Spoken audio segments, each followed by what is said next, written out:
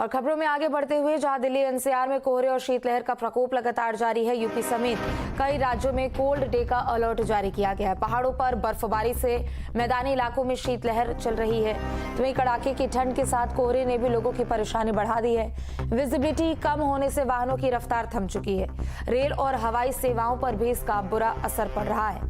तो दिल्ली एनसीआर समेत पूरे उत्तर भारत में इस वक्त कड़ाके की ठंड पड़ रही है। चाहे मौसम विभाग की बात कर ले, यहाँ पर मौसम विभाग की ओर से अगले कुछ दिन यहाँ पर कोल्ड डे को लेकर अलर्ट जारी किया गया है। विजिबिलिटी काफी जगह पर कम होती हुई नजर आ रही है, जिसके कारण वाहनों की रफ्तार थम चुकी है।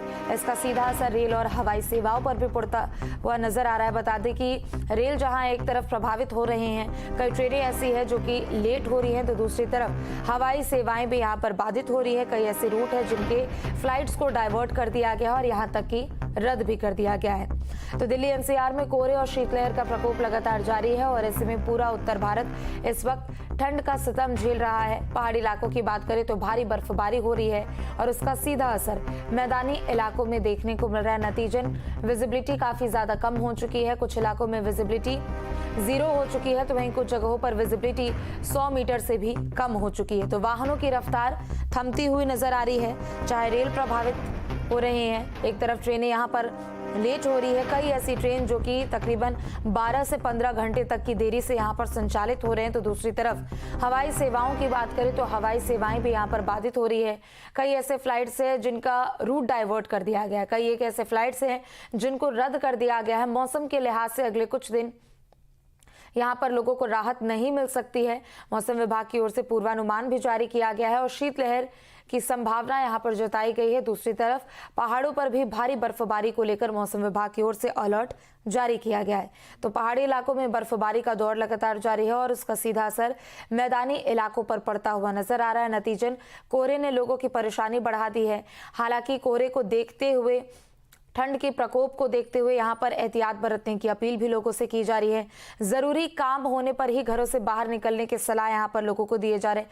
बच्चों और बुजुर्गों को भी खास ख्याल रखने की सलाह यहाँ पर दी जा रही है। दूसरी तरफ आपको बता दें कि स्कूलों की छुट्टियां घोषित कर दी गई है। 14 जनवरी तक स्कूलों की छुट्टियां यहाँ पर घोषित कर दी गई है। ठंड को देखते हुए, ठंड के प्रकोप को, सर्दी के सितम को देखते हुए यहाँ पर तमाम व्यवस्थाएं भी की गई है। रैन बसेरों में भी कंबल को लेकर यहाँ पर व्यवस्थाएं पुख्ता कर दी गई है। नगर निगम की ओर से अलाव की भी व्यवस्था यहाँ पर जगह जगह पर की गई है। जरूरतमंदों में और सहाय लोगों में कंबल वितरण भी किया जा रहा है। गर्म कपड़े का भी वितरण यहाँ पर किया जा रहा है। रैन बसेरे में भी पूरी सुविधाएं और व्यवस्थाएं यहाँ पर पर्याप्त देखने को मिल रही है। चूंकि ठंड का प्रकोप यहाँ पर लगातार जारी है और ऐसे में कई ऐसे लोग हैं जो कि व्यवस्थाओं के अभाव में अपने यहाँ पर रात काटने को मजबूर है, खुले में लोग सोने को मजबूर है और ऐसे में रैन बसेरे में व्यवस्थाएं पुख्ता हो, इसका भी आदेश जिला अधिकारियों की ओर से दिया गया है। स्कूलों की छुट्टियां एक तरफ कर दी गई है। तो पूरा उत्तर भारत जो कि इस वक्त ठंड का प्रकोप झेल रहा है, रैन बसेरे में एक तरफ व्यवस्था, नगर निगम की ओर से अलाव की व्यवस्था, तो दूसरी तरफ स्कूलों की छुट्टियां घोषित कर दी गई है। कड़ाके की ठंड को देखते हुए, शीतलहर को देखते हुए, कोहरे की चादर को देखते हुए मौसम विभाग ने अभी सभी लोगों को अलर्ट रहने के लिए कहा है। पहाड़ी इलाकों में भारी बर्फबारी को लेकर अलर्ट यहां पर जारी किए गए हैं। मैदानी इलाकों की बात करें तो मैदानी इलाकों में यहां पर शीतलहर की संभावना अभी जताई गई है और अगले कुछ दिनों तक लोगों को राहत नहीं मिलने वाले हैं। नतीजन मौसम विभाग लोगों से समय समय पर यही अपील करता हुआ नजर आ रहा है कि लोग एहतियात बरते, बच्चे बुजुर्गों का खास तौर पर यहाँ पर ख्याल रखें। चूंकि ठंड का प्रकोप लगातार जारी है, कुछ ऐसे दिन हैं और आने वाले कुछ दिन अभी कोल्ड डे के तौर पर यहाँ पर ठंड को लेकर मौसम विभाग की ओर से अलर्ट जारी किया गया है। तो उत्तर भारत में कड़ाके की ठंड पड़ रही है। पहाड़ी इलाकों में बर्फबारी के कारण शीतलहर की संभावना मैदानी इलाकों में बढ़ चुकी है। बीते दिनों उत्तर प्रदेश के अलग अलग शहरों में हमने बारिश की भी स्थिति देखी, जिसके कारण यहाँ पर लोगों की मुसीबतें और भी ज्यादा बढ़ चुकी है। हालांकि फसलों के हिसाब से, रबी फसलों के हिसाब से यहाँ पर कोहरे को लेकर इसे अच्छा बताया जा रहा है, लेकिन दूसरी तरफ आम जनजीवन जो है वो अस्त व्यस्त होता हुआ नजर आ रहा है। लोग बुरे तरीके से इससे प्रभावित हो रहे हैं। चूंकि विजिबिलिटी कम हो चुकी है, कुछ ऐसे जगह जहां पर विजिबिलिटी 0 के बराबर हो चुकी है और ऐसे में वाहनों की रफ्तार थमती हुई नजर आ रही है। और अगर रेल सेवाओं की बात करें तो रेल सेवाएं भी यहाँ पर कुछ हद तक प्रभावित होती हुई नजर आ रही है। कई ट्रेन जिनका संचालन देरी से हो रहा है, तकरीबन 12 से 14 घंटे तक ये ट्रेनें लेट चल रही है। फ्लाइट पर भी इसका सीधा असर पड़ रहा है और नतीजन फ्लाइटों को भी यहाँ पर रद्द किया जा रहा है और कुछ एक फ्लाइट्स को डाइवर्ट भी किया जा रहा है। तो यूपी समेत कई राज्यों में ठंड को लेकर मौसम विभाग की ओर से अलर्ट जारी किए गए और पूरा उत्तर भारत इस वक्त कोहरे की मार झेल रहा है।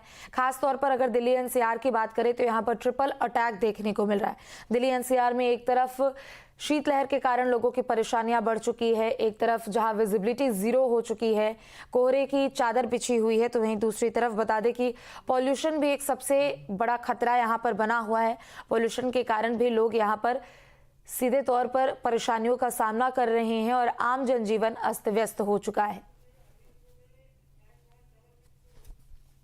तो कड़ाके की ठंड के साथ कोहरे ने लोगों की परेशानी बढ़ा दी है। ज्यादा जानकारी के लिए संवाददाता दीपक हमारे साथ जुड़ चुके हैं।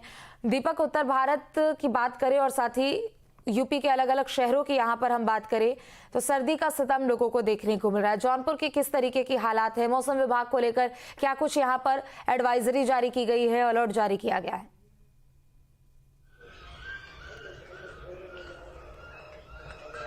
जी, आपको दादी जनपद जौनपुर के जिला अधिकारी ने एडवाइजरी जारी की है कि जो बुजुर्ग लोग हैं और जो बच्चे हैं वो जो ठंड है उसको देखते हुए अपने घरों से न निकले। वहीं बात करें तो जिस तरह की व्यवस्था है अलाव की और रैन बसेरों की, तो वो नाकाफी है। जिस तरह से संख्या होनी चाहिए, जिस तरह से नगर पालिका द्वारा लकड़ियों की व्यवस्था की जाती पिछले सालों, वो इस साल नहीं दिख रही है। बात करें रैन बसेरों की स्थिति की, तो हम लोग ने जब रात में चेक किया तो जो व्यवस्था होती है वो पूरी तरह से चुस्त दुरुस्त नहीं है। वहीं बात करें जो बीएसए जिलाधिकारी ने बीएसए को आदेशित किया था कि 31 दिसंबर से 14 जनवरी तक स्कूलों की छुट्टी रहेगी, वहीं आज एक और आदेश बीएसए की तरफ से आया है कि जो विद्यालय है 5 तारीख से, कस्तूरबा गांधी आवासीय विद्यालय है, वो 5 तारीख से 12 जनवरी तक बंद रहेंगे। ऐसे में बीएसए ने एक कड़ा आदेश और भी जारी किया। जिन विद्यालयों को छुट्टी 1 से 8 तक विद्यालय, चाहे वो मान्यता प्राप्त हो, चाहे सीबीएसई बोर्ड के, चाहे आईसीएसई बोर्ड के, चाहे मदरसा हो, चाहे हिंदी मीडियम हो, सभी विद्यालयों को बंद रखने का आदेश जो जारी किया गया है। अगर वो आदेश नहीं मानते तो उनके खिलाफ सख्त कार्रवाई की जाएगी। बात करें पारा की, तो पारा यहाँ न्यूनतम 8 डिग्री हो गया है, मैक्सिमम 13-14 डिग्री है। तो ऐसे में लोग अपने घरों से कम निकल रहे हैं, आवश्यक काम है तभी बाहर निकल रहे हैं। विजिबिलिटी की बात करें तो विजिबिलिटी 0 के करीब है। सड़कों पर गाड़ियां रेंगते हुए चल रहे हैं। जो जौनपुर लखनऊ हाईवे है उस पर जो सफेद पट्टी है उसको पकड़ के लोग चल रहे हैं। तो इस तरह से जो ठंडक है इससे लोग काफी बचाव कर रहे हैं। अपने घर के सामने जो है अलाव की व्यवस्था की है। तो फिलहाल जिला प्रशासन ने पूरी तरह से व्यवस्था की है, लेकिन कहीं न कहीं चूक दिखाई दे रही है। जी ठीक है, आप बने रहे, लौटेंगे आपके पास। तो पहाड़ों पर एक तरफ जहां भारी बर्फबारी हो रही है तो उसका सीधा असर मैदानी इलाकों में भी दिख रहा है। आजमगढ़ से संवाददाता रवि भी हमारे साथ जुड़ चुके हैं। रवि, आजमगढ़ में किस तरीके की तस्वीरें यहाँ ठंड के मद्देनजर देखने को मिल रही है और क्या व्यवस्थाएं यहाँ पर प्रशासनिक स्तर पर किए गए हैं? देखिए जी, स्कूल कहे जाएंगे प्राथमिक विद्यालय और प्राइवेट स्कूल जो है वो फिलहाल अभी 6 तारीख तक के लिए बंद है। मौसम की स्थिति आप देख सकती है किस तरह से कोहरे पड़े हुए हैं और पूरी तरह से धुंध है। यहाँ पर ठंड लगातार, यहाँ का टेम्परेचर 6 डिग्री 7 डिग्री टेम्परेचर रह रहा है शाम में, जिसके कारण आवागमन और बाकी चीजें भी कहीं न कहीं से मतलब बाधित हैं। मार्केट में लोगों की वो रौनक देखने को नहीं लग रही है क्योंकि ठंड होते ही शाम को लोग अपने घरों में चले आ रहे हैं। प्रशासन की तरफ से तैयारियों की जो बात की जाए तो जगह जगह जहाँ पे ऐसे ही लोग इकट्ठे होते हैं, सामाजिक एक्टिविटी जो कहा जाए, वहाँ अलाव जलाए जा रहे हैं। इसके अलावा हॉस्पिटलों की अगर बात करें तो हॉस्पिटल में स्वास्थ्य की टीम ऑलरेडी अलर्ट मोड पर है कि अगर ठंड किसी को लगती है या ठंड के प्रभाव से कोई मरीज अगर हॉस्पिटल पहुंचता है तो उसका इलाज जो है सुचारू से किया जाएगा। जी, अस्पतालों में किस तरीके की तैयारियां यहाँ पर की गई है, क्या व्यवस्थाएं स्वास्थ्य विभाग की ओर से यहाँ पर किए गए? रवि, देखिए, स्वास्थ्य विभाग की तरफ से जितने सीएचसी और पीएचसी में सारे अलर्ट मोड पर है। जिला अस्पताल, मंडलीय अस्पताल और मेडिकल कर्मी, इन तीनों जगह के द्वारा अलग से डॉक्टरों की तैनाती की गई है ताकि ठंड से ज्यादातर इस मौसम में बच्चे शिकार होते हैं, ठंड के बुजुर्ग शिकार होते हैं। ठीक है, अब बने रहे, लौटेंगे आपके पास। अरविंद भी हमारे साथ सोनभद्र से जुड़ चुके हैं। अरविंद, सोनभद्र की क्या तस्वीरें और कैसी जानकारी मौसम विभाग को लेकर, यहाँ पर क्या कुछ अलर्ट यहाँ पर जारी किए गए? जी, आपको बता दें कि सोनभद्र में पछुआ हवा चलने से ठंड बिल्कुल बुरी तरह से बढ़ी हुई है। मौजूदा समय की बात करें तो तकरीबन 9-10 के आसपास सेल्सियस तापमान न्यूनतम बना हुआ है। सोनभद्र में अगर बात करें तो लगातार सोनभद्र डीएम इस बार निगरानी कर रहे हैं। स्वयं जिला अस्पताल से लेकर के तमाम ऐसे संस्थानों में जाकर के लोगों को हिदायत भी दे रहे हैं कि किसी भी प्रकार से एहतियातन सावधानी में कोई कोताही न बरती जाए। एहतियातन तौर पे बात करें अगर अलाव इत्यादि की तो जगह जगह जलाए जरूर जा रहे हैं, लेकिन उस प्रकार से मुकम्मल व्यवस्था फिलहाल अभी तक नहीं हो सकी है।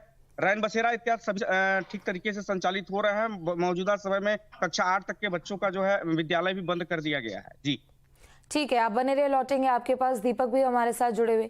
दीपक, यहाँ पर रैन बसेरों की व्यवस्थाओं का आपने जिक्र किया कि यहाँ पर नगर निगम की ओर से कुछ खास तैयारियां यहाँ पर नहीं की गई है। क्या इसे लेकर कोई आदेश जिलाधिकारी की ओर से जारी किया गया हो? अस्पतालों में किस तरीके की और तैयारियां यहाँ पर है? चूंकि ठंड के मद्देनजर हम देखते हैं अमूमन बच्चों और बुजुर्गों की संख्या यहाँ पर बढ़ जाती है अस्पतालों में, तो क्या व्यवस्था वहां पर है?